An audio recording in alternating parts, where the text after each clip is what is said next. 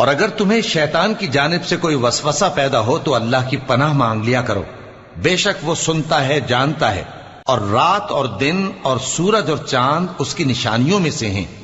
تم لوگ نہ تو سورج کو سجدہ کرو اور نہ چاند کو، بلکہ اللہ ہی کو سجدہ کرو جس نے ان چیزوں کو پیدا کیا ہے، اگر تم کو اس کی عبادت منظور ہے۔ پھر اگر یہ لوگ سرکشی کریں تو اللہ بھی ان سے بے نیاز ہے، کیونکہ جو فرشتے تمہارے پروردگار کے پاس ہیں وہ رات دن اس کی تسبیح کرتے رہتے ہیں اور کبھی تھکتے ہی نہیں۔ اور اے بندے، یہ اسی کی قدرت کے نمونے ہیں کہ تو زمین کو دبی ہوئی یعنی خشک دیکھتا ہے، پھر جب ہم اس پر پانی برسا دیتے ہیں تو وہ شاداب ہو جاتی اور پھولنے لگتی ہے۔ بے شک وہ جس نے زمین کو زندہ کیا وہی مردوں کو زندہ کرنے والا ہے، بے شک وہ ہر چیز پر قادر ہے۔ بے شک جو لوگ ہمارے احکام سے انحراف کرتے ہیں وہ ہم سے پوشیدہ نہیں